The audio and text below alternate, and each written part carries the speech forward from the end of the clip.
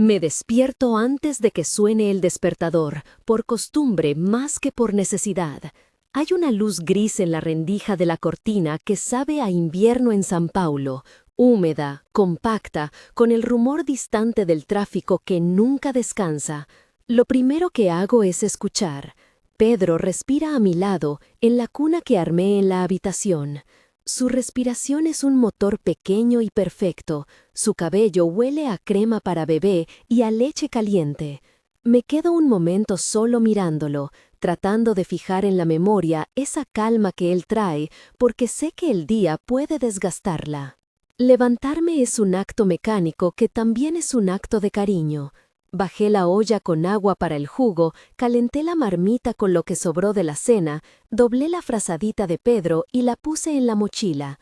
Luciana ya se había ido, trabaja de noche y duerme en el turno del día. Le dejé un papel en la mesa con la lista de compras, corta, como siempre. La casa huele a detergente y a café recién colado. El aroma del líquido limpiador se mezcla con el de la manteca que usé para el pan, y por un segundo pienso que podría ser un perfume raro pero nuestro. Trabajo, comida, cuidado. Salgo con el uniforme todavía húmedo de la ducha, pantalón negro, camiseta azul con el logo de la empresa de limpieza y una chaqueta vieja que me regaló Dona Neusa.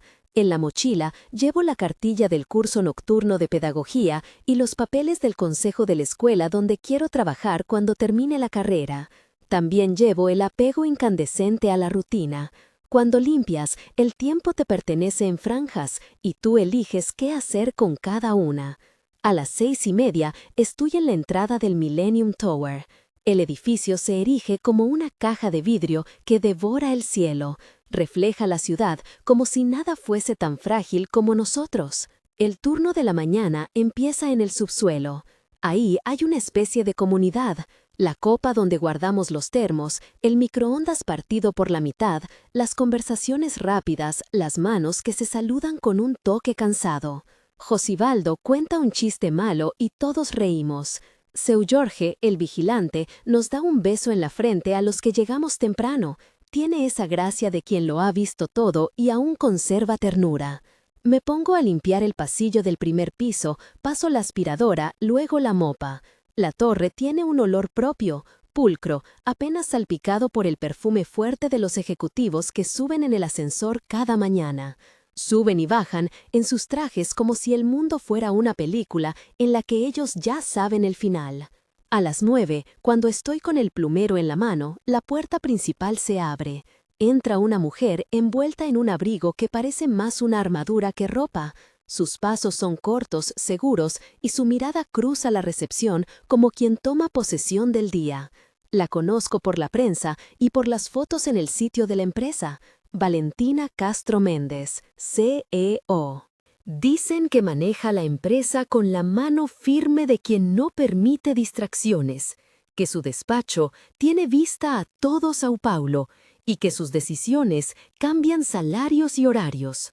La veo muchas veces en la pantalla del ascensor, en los pósteres de una campaña interna de diversidad que la muestra seria, con un lazo rojo que la conecta a una causa.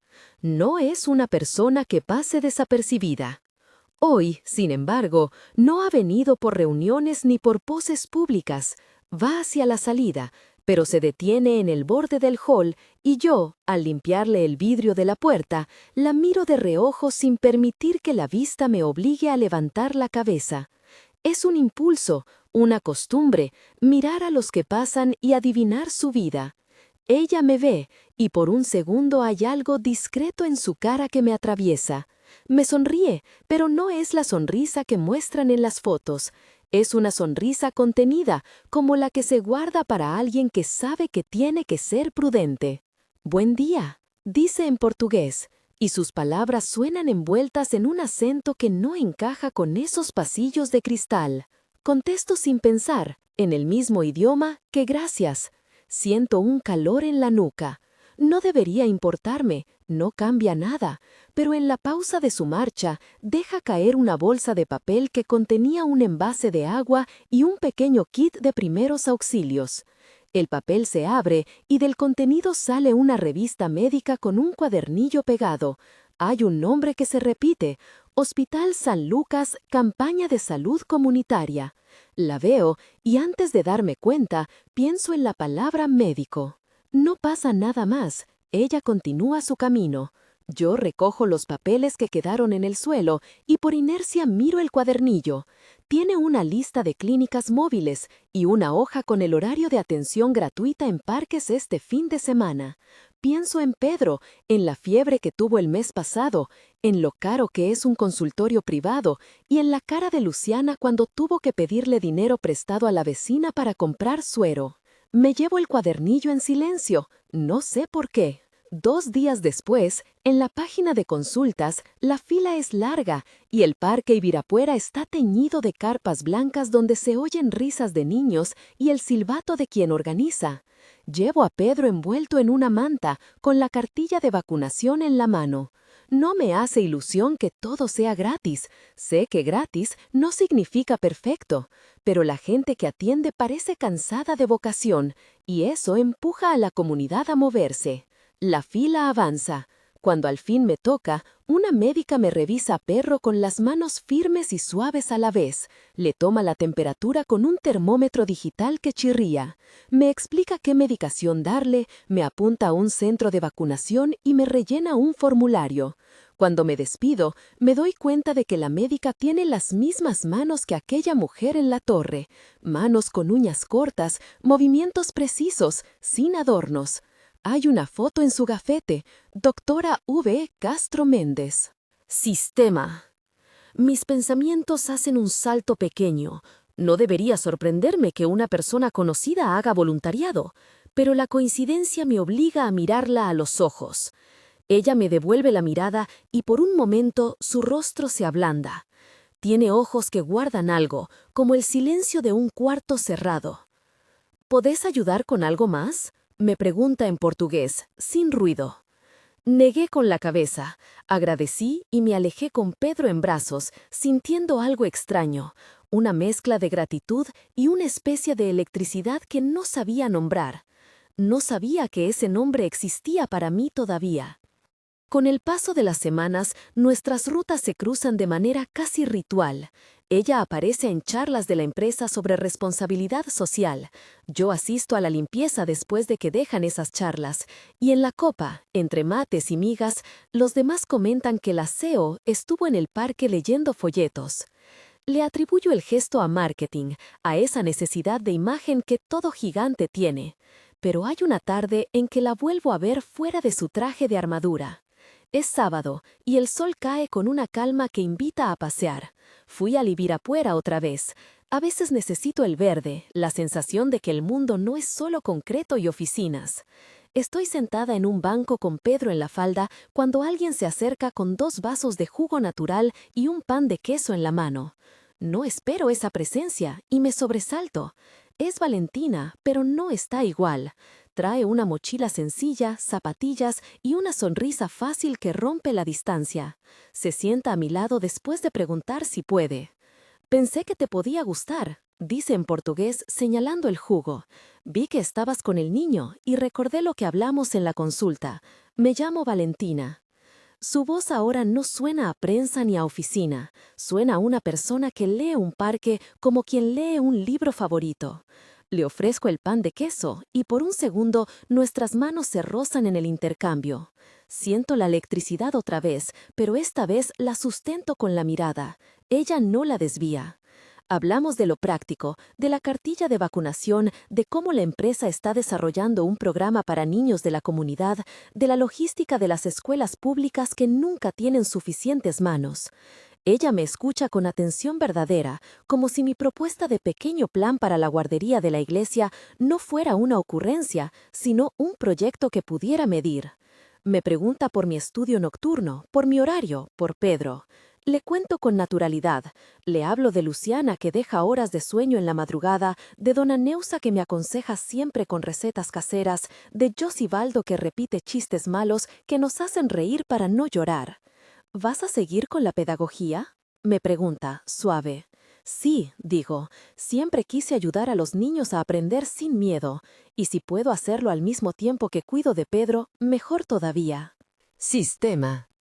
Ella encoge los hombros y mira la taza de café como si encontrara una respuesta en el aroma.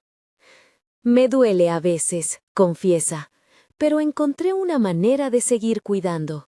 Invierto en proyectos, alquilo mis decisiones para que lleguen donde yo no puedo físicamente. Hay algo en su confesión que me revela una persona dividida. No es la mujer perfecta de las notas, es alguien que decidió que a veces se arrepiente, y el arrepentimiento la humaniza.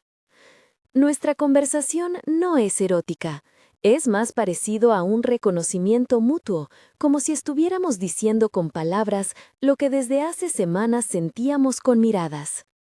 Me pregunto si lo que late en mi pecho no es atraído por su estatus, sino por la forma en que te escucha y devuelve lo que le das. Esa capacidad de atención es rara, sobre todo cuando el mundo exige resultados. Me doy cuenta de que soy capaz de hablar sin temor a la condescendencia, y eso me abre. La relación se construye con pasos cortos y respetuosos. No hay cenas lujosas ni escenas de película. Hay encuentros que se parecen a la vida. Una caminata por Vila Madalena donde probamos un boliño de bacalao en una barra, una tarde en la biblioteca pública donde me ayuda a buscar un artículo sobre pedagogía inclusiva, una invitación a ver una exposición en la que compartimos un vino barato frente a cuadros que no entendemos del todo. Cada gesto es consensuado. Cada visita a mi casa es planeada. Ella respeta mi horario, pregunta por Pedro y trae siempre algo para el niño, un pequeño juguete acústico o un libro de rimas en portugués. Nunca viene por la mañana sin avisar, nunca aparece en el edificio fuera de los encuentros programados, ni usa su influencia para interferir en mi trabajo. Hay un momento que recuerdo con mucha nitidez, la primera vez que abrió la caja del pan de queso en mi cocina.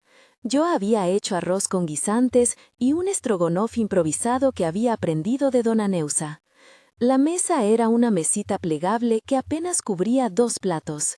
Ella entró con su abrigo puesto, se quitó las botas como si dejara la ciudad en la puerta y en cuanto probó la comida, cerró los ojos.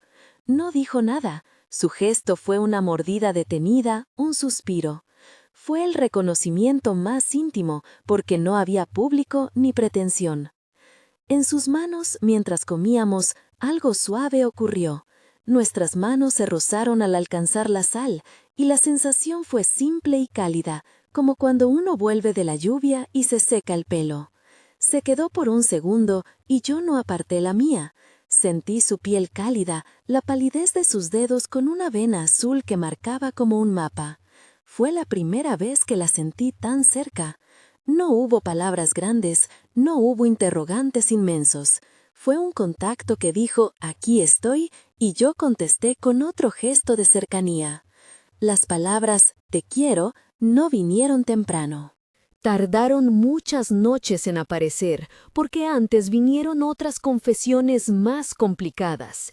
Ella habló de su soledad, de la desconfianza que le generaba el mundo de los negocios, de los días en que el poder le pesa. Yo hablé de mi historia, de cómo terminé siendo faxineira, de las noches de estudio, de la sensación constante de no alcanzar el tiempo. Le conté de Luciana, de cómo a veces pienso que mi vida se resume a cuidar y de cómo la idea de ser reconocida por el trabajo que hago con niños me hace temblar. En medio de todo eso, hubo una noche que nos quebró a ambas. El proyecto de la crèche pasó a una etapa de preselección y yo fui citada para una entrevista con un comité externo. La jornada anterior a la entrevista recibí un mensaje anónimo en el que se insinuaba que la fundación podía estarme favoreciendo por mi relación con la directora. El mensaje contenía una foto mía y de Valentina en el parque, robada de una red social, con una leyenda que insinuaba conflicto de interés. Me invadió la vergüenza, sentí que alguien ponía mi nombre en una vitrina para que lo miraran con desprecio. Llamé a Valentina temblando. No lo vi, dije, no sé de dónde salió. Ella escuchó, y su silencio fue lo primero que me asustó. Temí que su primera reacción fuera la de cerrar filas con la empresa y dejarme sola. En cambio, vino a mi casa, a la modestia de mi sala, y se sentó en la mesa con la firmeza de alguien que había decidido hacerse responsable de algo. No permitiré que te estafen, me dijo. Si hay que abrir una investigación, se abre. Si hay que votar por un proceso transparente, se vota. Me habló en términos de procedimientos y también en términos humanos. Prometió mecanismos, revisión de la cadena de selección, auditora externa, publicación de criterios y puntos de evaluación. Me explicó que su nombre en la tarjeta no la eximía de actuar con ética. Lo dijo sin teatralidad y, lo más importante, me preguntó qué quería que se hiciera. No me impuso ninguna ruta, no tejió una coartada para su imagen, me ofreció opciones y me dio la posibilidad de elegir. Fue la primera vez que entendí que su poder podía ser usado para protegerme y no para decidir por mí. Decidí presentar el proyecto con la cabeza en alto. La comisión me oyó, revisó mis papeles y acordó en la reunión que se abriría un proceso público. La prensa, sin embargo, ya había olido la historia. Un blog local publicó la foto y varias cuentas comenzaron a tuitear comentarios, algunos hirientes, otros curiosos. Hubo mensajes que me acusaban de buscar ventaja, otros que celebraban una posible alianza improbable. Me angustié. Un hombre me gritó en la calle que yo no merecía la oportunidad. Una mujer me abordó y me dijo que la posibilidad de que una CEO me empleara era sospechosa. Todo eso constéle el alma con pequeñas piedras. Lo más duro fue la mirada de Luciana cuando supo. Tenía miedo por mí, miedo a que cualquier error nos costara lo poco que teníamos. Sistema. Me abrazó en llanto y me dijo que si debía salir corriendo, ella correría conmigo. Sus manos eran un ancla. Le respondí con la verdad, que no podía volver atrás, que quería pelear por mi proyecto. Me preguntó si no tenía miedo a perder a Pedro por la exposición. Le dije que cuidaría a Pedro con más cautela, que no lo expondría a los medios. Todo lo que quise decir en alto fue: yo soy dueña de mi vida. En el pico de esa tormenta, algo cambió entre Valentina y yo que no dependía de la prensa ni de los contratos. Una noche, después de una jornada agotadora, nos vimos en mi cocina. La luz era débil, Pedro ya dormía. Ella abrió su mano y dentro de ella había una pequeña foto. Era una imagen nuestra en el parque, la misma que reproducían los blogs, pero tomada de cerca, con nuestros ojos riendo. En el reverso, con su letra, había una frase: los comienzos reales no tienen prisa. No vine a salvarte, me dijo, con voz baja, vine a estar, y si eso te parece insuficiente, dímelo y me voy. Su honestidad me sorprendió. No buscaba limpiar su nombre, buscaba ser auténtica conmigo. No la detuve. Me acerqué, tomé su mano y la apreté sin palabras. La ciudad fuera de la ventana era un murmullo más, pero dentro de la casa había una calma que nos cobijaba. Sus dedos se entrelazaron con los míos, y ese gesto tan simple me dijo muchas cosas. No sabía que era lesbiana hasta entonces, en la medida en que nunca había sentido que alguien me hiciera sentir tan contenida con solo tomar mi mano. No lo sabía porque mis afectos previos habían sido brumosos, calzando etiquetas que no me pertenecían. La siguiente semana, la fundación anunció que financiaría 3 proyectos tras un proceso público con jurado independiente. Mi nombre figuró entre las propuestas preseleccionadas porque el comité valoró la viabilidad de mi plan y mi compromiso con la comunidad. No me dieron el proyecto de inmediato. Se abrió una convocatoria para asesorías gratuitas que requería que terminara la documentación y un curso corto sobre gestión de instituciones educativas. Fue justo. Hubo que hacer un contrato, establecer plazos, definir roles. Nada cayó del cielo. Valentina no se entrometió en el proceso, se limitó a ofrecer recursos institucionales y a apoyar la transparencia del concurso. Cuando me sugirió tomar el curso, lo hicimos sin privilegios. Me ayudó a pagar la inscripción como una beca que otorgó la fundación a participantes de bajos recursos y se publicó el criterio en la página web. Ella firmó el comunicado corporativo que explicaba la medida y pidió a su equipo que mantuvieran criterio e imparcialidad. Ese día me sentí respetada. Pero la exposición ya había dejado huellas. En el trabajo, algunos compañeros miraban con recelo. En la torre, se especuló, se murmuró. Hubo un titular que decía, CEO y empleada, favor o justicia. Leí esos rótulos con el estómago apretado, pero también con una nueva certeza. Mi identidad no dependía de la legitimación ajena. Las conversaciones con Valentina se volvieron más sinceras, más comprometidas. Hablamos de cómo manejaríamos la prensa si mi nombre salía vinculado al programa y acordamos pedir transparencia total, mostrar las actas, abrir el proceso a veedores externos. Una tarde, en que la presión parecía disminuir, fuimos al Ibirapuera y nos sentamos frente al lago. El sol se despedía con un brillo dorado que hacía brillar los edificios al fondo. Las palmeras proyectaban sombras que parecían cuerdas en el viento. Había una calma que dolía por belleza. Ella me miró y dijo, ¿tenés miedo de que te cambie la vida? Le respondí sinceramente. Tenía miedo de perder aquello que me define, mi trabajo, mi dignidad, el cuidado de mi familia. Pero le conté que también había ganas de abrir la guardería, de dar a aquellos niños algo que yo soñaba cuando era chica. Ella me tomó la mano y no dijo nada más que, entonces haremos el camino juntas, con reglas. El gesto era simple, pero tenía el peso de un pacto. No era rescate, era compañerismo. No era que su dinero me arreglara la vida, era que mis méritos recibían un escenario donde podían ser visibles. Sostener su mano me enseñó otra cosa, que el amor puede ser una red que no absorbe sino que multiplica. Al volver a mi casa, Pedro me recibe en la puerta con un vasito de agua que se ha derramado por la emoción de verme. Todo sigue allí, la cocina pequeña, la mesita con marcas de crayón, la cartilla de la pedagogía en la repisa. Y sin embargo, hay una leve diferencia, una promesa en el aire. No sé aún cómo terminará esta historia, pero sé que los pasos que damos ahora son firmes, pensados y compartidos. Siento que voy aprendiendo a nombrar lo que antes era un rumor en mí. Esa noche, antes de dormir, me sorprende otra sensación, la certeza de que no fue un solo gesto, ni una única conversación lo que me hizo saber algo tan grande. Fue una suma de atenciones, de gestos respetuosos, de manos que me tomaban sin intentar poseer. No sabía que era lesbiana hasta que la médica que me salvó, la mujer de manos precisas que podía suturar y también sostener, me hizo sentir algo que no cabía en los nombres que yo conocía.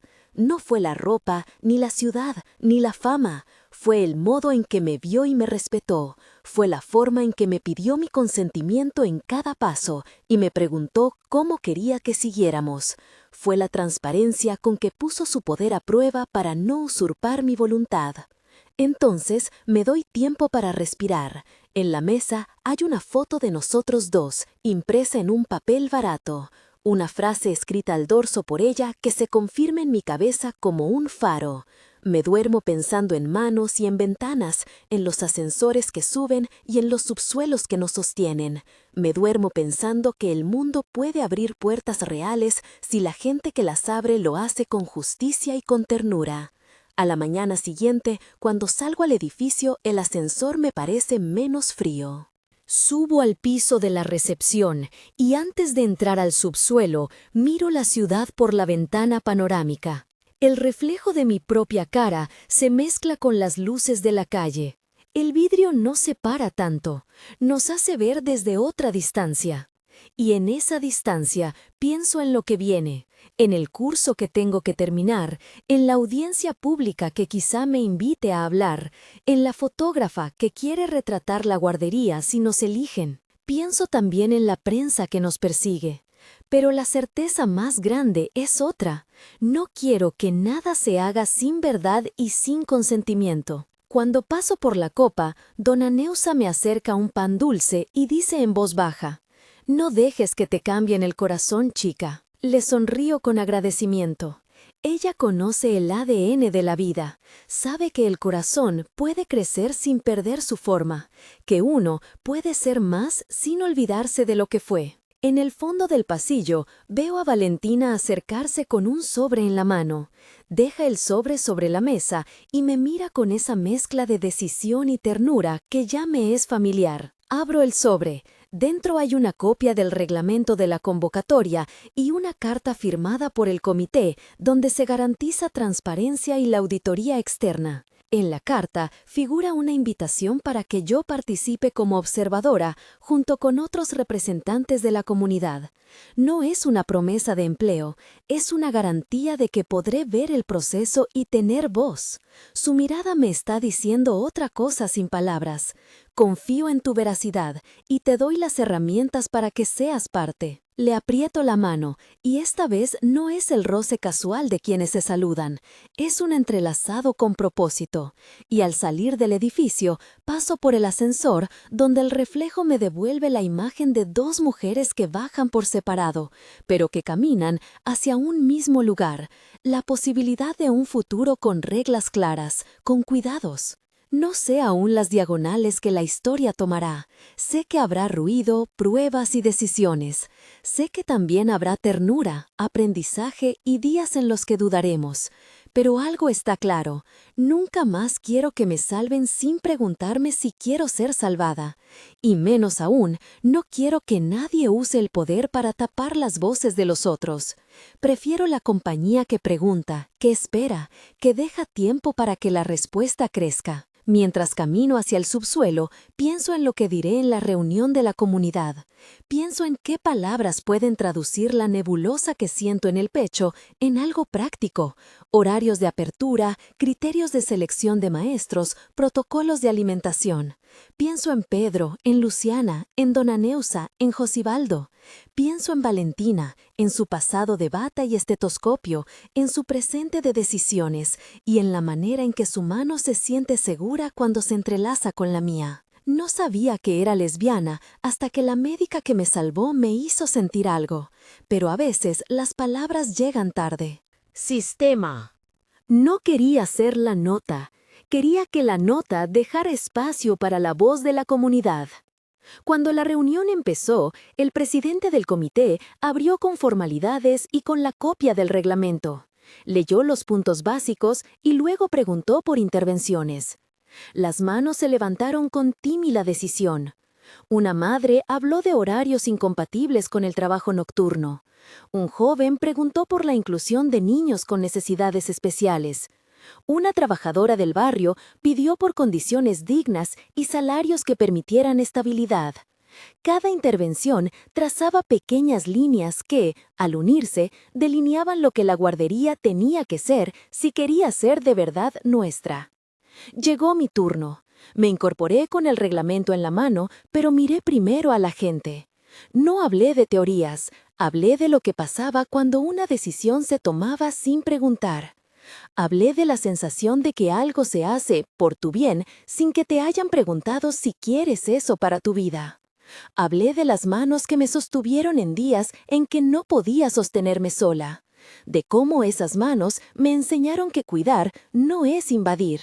Dije que la transparencia no era un procedimiento frío, sino un gesto de respeto que permitía confiar.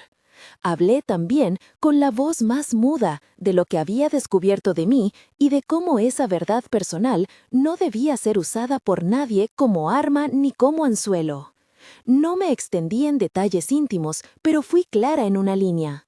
No quiero que me salven sin preguntarme si quiero ser salvada.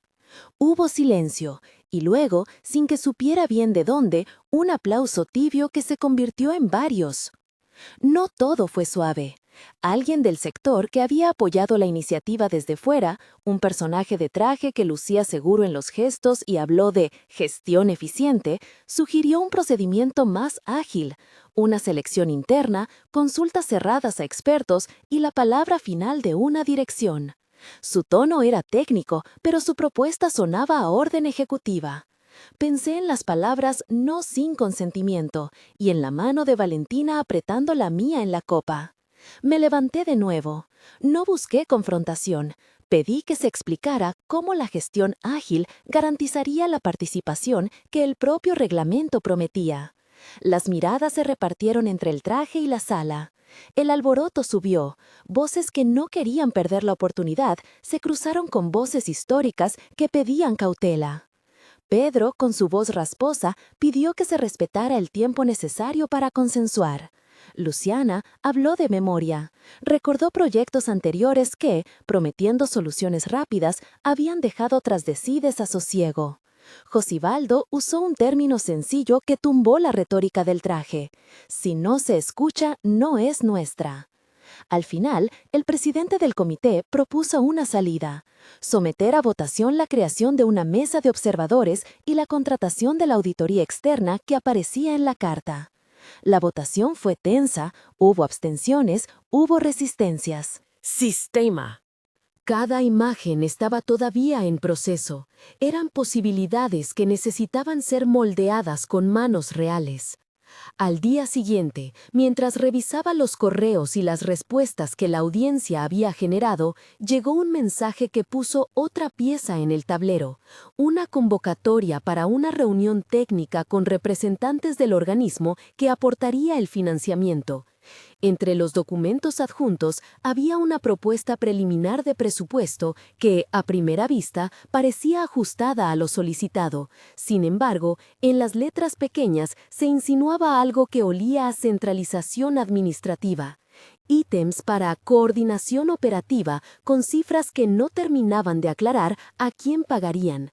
Llamé a Valentina, le leí en voz baja las cifras y ella, sin mediar palabra, dijo: necesitamos que todo eso pase por la comunidad. Acordamos solicitar una revisión pública del presupuesto y pedir que cada partida importante tuviera un responsable conocido por la gente. La solicitud encendió algunas alarmas. Hubo mensajes de presión, llamadas formales que buscaban acelerar.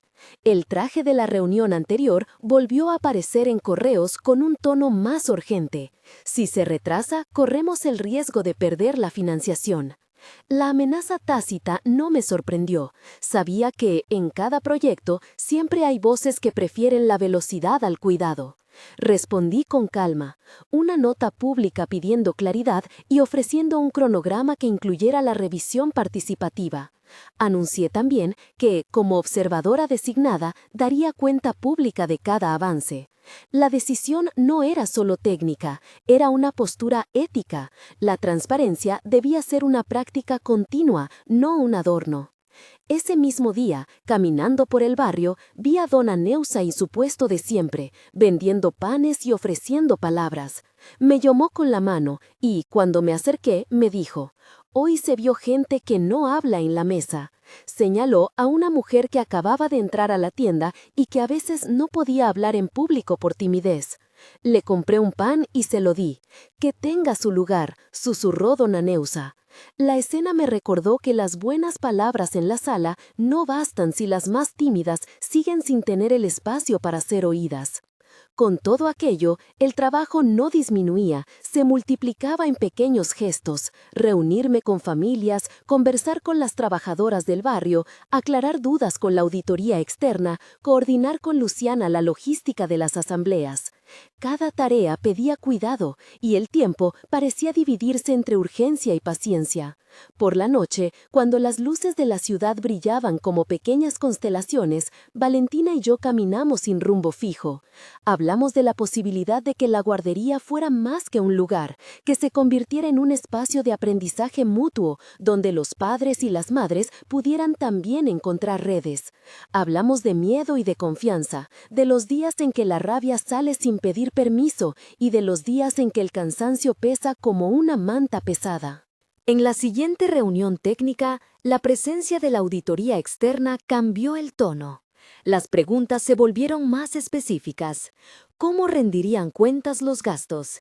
¿Qué indicadores se usarían para medir el bienestar de los niños? ¿Cómo se evaluaría la satisfacción de las familias? La persona encargada de la auditoría, una mujer de mirada clara, hizo preguntas que no dejaban lugar a vaguedades. Pidió criterios para los servicios, plazos para revisiones y la cláusula de participación comunitaria. Cuando el representante del financiamiento intentó exponer un cronograma apretado, ella intervino con serenidad. La calidad necesita tiempo y participación. No podemos sacrificar equidad por velocidad. La sala respiró un poco más tranquila. Al final, se acordó un calendario con etapas transparentes y con mecanismos reales de participación, asambleas mensuales abiertas, informes trimestrales accesibles y una línea directa para denuncias o sugerencias. Fue un avance palpable. La gente aplaudió con ese aplauso que no es celebratorio, sino de alivio compartido. Esa tarde, después de todo, Valentina se quedó un rato más en la oficina. Nos sentamos frente a la ventana panorámica y el reflejo de la ciudad se mezcló otra vez con nuestras caras. En un gesto que ya nos sorprendía, su mano buscó la mía. No fue un impulso vehemente, fue una confirmación serena. Hablamos de silencio y de palabra, de lo difícil que a veces es nombrar lo propio sin temor al titular.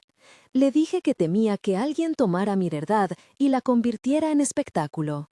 Ella apretó mi mano y dijo, «Entonces, cuidemos nosotros la manera en que la contamos». Ese cuidado nos pareció un pacto sencillo y razonable. A medida que los días pasaban, la charla pública empezó a transformarse. Ya no solo se hablaba del proyecto como un expediente, sino como tejido de voces. Las redes del barrio se activaron. Madres que habían trabajado en comedores ofrecieron recetas para el menú. Los vecinos que tenían habilidades en carpintería se ofrecieron a hacer arreglos. Una maestra jubilada propuso talleres de lectura. Todo ese movimiento hacía más tangible la idea de que una guardería puede nacer de las manos que la van a usar y cuidarla. Sentí por primera vez en mucho tiempo que los procesos podían ser una forma de afecto. Pero la política, como todo lo público, no es lineal. Una carta anónima enviada a algunos medios locales insinuó irregularidades sin pruebas. Ese rumor comenzó a circular como aceite en el agua, espeso en desordenado. La prensa, siempre hambrienta, buscó un culpable y a veces se olvida de comprobar si la sospecha tiene cuerpo. Nos tocó, otra vez, poner en el centro la verdad comprobable, publicar las actas, abrir el acceso a la auditoría, invitar a quien quisiera ver el proceso. Fue un trabajo de transparencia aún más intenso. Lo hicimos porque era lo correcto y porque la gente merecía herramientas para juzgar por sí misma. Al final de una larga semana, ya con el cronograma firme y la auditoría aceptada por todas las partes, hubo una pequeña celebración en la copa. No fue fiesta, sino un encuentro para agradecer y despedir la tensión acumulada. Dona Neusa trajo pan, alguien más trajo mate. La fotógrafa pidió permiso para capturar una imagen que no fuera posada. Nos reímos con modestia, compartimos historias y el rumor de la ciudad entró y salió por la ventana. En un momento dado, Valentina y yo nos quedamos a observar desde un rincón. No necesitábamos palabras. El gesto de sostenernos sentó cimiento. Sabíamos que lo que habíamos conseguido no era la victoria definitiva, sino el comienzo de una forma distinta de hacer las cosas.